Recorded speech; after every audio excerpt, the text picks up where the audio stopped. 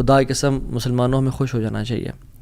وہ کسی چیز کا محتاج نہیں ہے، نہ وہ اسباب کا محتاج ہے، نہ وہ لوگوں کا محتاج ہے، نہ وہ ٹائم اینڈ اسپیس کا محتاج ہے، نہ وہ لاز آف فزکس کا محتاج ہے. ہر چیز اس کی محتاج ہے، وہ کسی چیز کا محتاج نہیں ہے. So great news to all the Muslims. اگر ڈاکٹرز نے جواب دے دیا تو کیا ہوا؟ وہ قادر ہے، قدیر ہے، مقتدر ہے. اگر رشتہ داروں نے چھوڑ دیا تو کیا ہوا؟ اگر رشتہ نہیں ہو رہا تو کیا ہوا؟ اگر کاروباری لوگ جو ہیں انہوں نے آپ کو دھتکار دیا اور سائڈ پہ کر دیا تو کیا ہوا؟ His doors are still open. وہ مسبب الاسباب ہے. اللہ رب العالمین وہی ہیں جو یوسف کے دور میں تھے، جو ابراہیم کے دور میں تھے، جو موسیٰ کے دور میں تھے، جو عیسیٰ علیہ السلام کے دور میں تھے. اللہ رب العالمین وہی ہیں اور وہ ہر چیز کو بدل سکتے ہیں، وہ ہر بند دروازہ کھول سکتے ہیں. مقتدر کا مطلب تو سبحان اللہ یہ ہوتا ہے کہ اس میں نا قدیر کی بھی بلاغت ہے، یعنی جو ہر چیز پر مکمل مکمل مکمل قدرت رکھتا ہے. آپ لے لیں مثالیں، یوسف علیہ السلام کی اگزامپل دیکھ لیں. ایک بچہ جو کہ بالکل اپنے انفینٹ سے نکل رہا تھا، اس کو کنویں میں پھینک دیا گیا. وہاں سے اس کو قافلے نے پرچیز کیا اور بالکل for pennies he was sold. اور عورت نے حملہ کیا ان پہ، گناہ کرنا چاہا، جیل میں ڈال دیا گیا ان کو.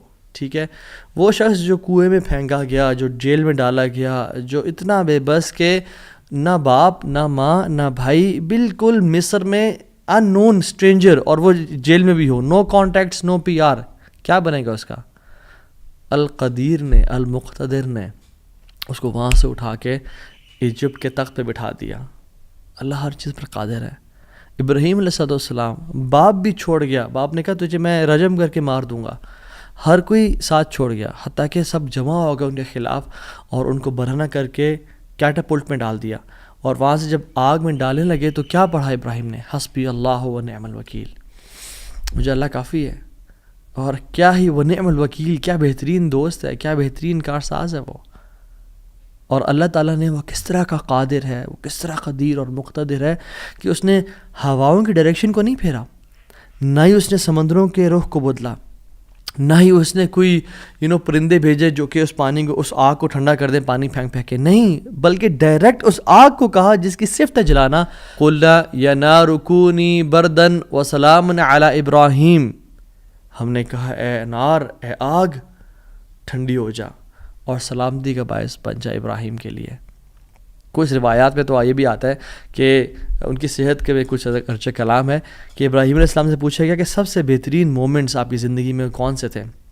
تو ابراہیم علیہ السلام نے کہا کہ جب میں آگ میں تھا، کہ اللہ تعالیٰ نے اس کو حکم دیا تھا کہ ٹھنڈی ہو جا، اور اتنی ٹھنڈی نہ ہونا کہ ابراہیم کو تکلیف پہنچائے، سلامتی والی بن جانا. تو those were the best moments that I spend in my life. اور وہ کس طرح سے ٹھنڈی ہوئی کہ صرف ابراہیم کے لیے ٹھنڈی ہوئی، لیکن جو رسیاں ابراہیم علیہ السلام کے ہاتھ پہ بندھی ہوئی تھی ان کے لیے ٹھنڈی نہیں ہوئی. اس رسیوں کو جلا دیا مگر ابراہیم علیہ السلام کے بال تک کو بھی نہیں جلایا. اور جب ابراہیم اس آگ سے نکلے تو ان کا جو باپ تھا آزر، وہ دیکھ رہا تھا اور کہتا ہے نعم رب کو یا ابراہیم، کیا رب ہے تیرا ابراہیم. یعنی ایک کافر کو ایک مشرک کو تو یقین آ گیا کہ کیا رب ہے ابراہیم کا. ہم نے 50-60 سال زندگی گزار لی لائف کے، کچھ نے مجھ جیسے نے تو 20-30 سال گزارے زندگی کے.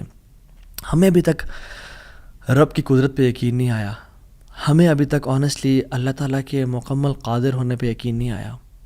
تیسرے پارے میں ایک شخص کا ذکر آتا ہے قرآن میں کہ ایک شخص گزر رہا تھا اور ایک قریہ سے، ایک بستی سے گزرا، ویلیج تھا، اور وہ بالکل یعنی آپ سمجھ لیں رونز تھا، وہ بالکل کھنڈرات بن چکا تھا. تو ان کے ذہن میں ایسی خیال آیا، who will raise them up؟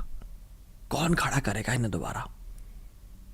ابن کثیر اور باقی لکھتے ہیں کہ وہ عزیر علیہ السلام تھے.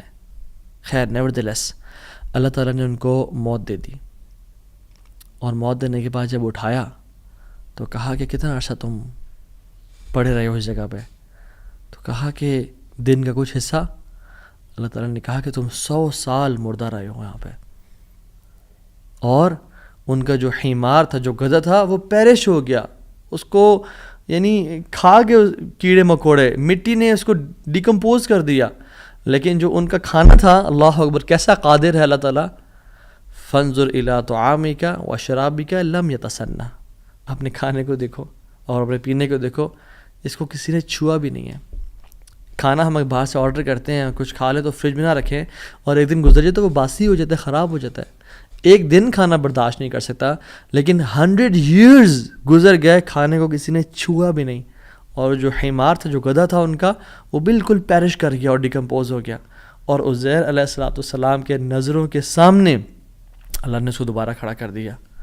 کیا کہتے ہیں سب دیکھ کے، اللہ کی قدرت کے مناظر دیکھ کے، جب اللہ کی کامل قدرت دیکھی اور اتھارٹی اوور تھنگس دیکھی تو کیا کہا؟ قلنا اعلم ان اللہ علی کل شیء قدیر. قال اعلم ان اللہ علی کل شیء قدیر. میں جان گیا ہوں کہ اللہ تعالیٰ ہر چیز پر قادر ہے. واللہ العظیم میرے بھائیو اور بہنوں، اس سینٹنس میں نا بڑا مزہ ہے، بڑی لذت ہے، بڑا نشہ ہے. اگر انسان جان لینا کہ میرا رب ہر چیز پر قادر ہے تو خدا کی قسم ہماری پریشانیاں، ٹینشنز، انزائٹی سب ختم ہو جائے گی. اگر آپ اللہ والے بن جائیں تو اللہ اپنے بندوں کا امتحان تو لیتا ہے مگر اسے کبھی ضائع نہیں کرتا. اللہ اکبر. اس کو لکھ لیں اپنے ذہن پہ اور ساری زندگی اس کو پکڑ کے رکھیں. اگر آپ اللہ والے بن جائیں تو اللہ سبحانہ و تعالیٰ اپنے بندوں کا امتحان تو لیتا ہے کہ میرا بندہ سچا ہے یا نہیں، میرا ہے یا نہیں، لیکن خدا کی قسم کبھی ضائع نہیں کرتا. شرط یہ ہے کہ آپ اللہ والے بن جائیں اور نیت صاف ہونی چاہیے.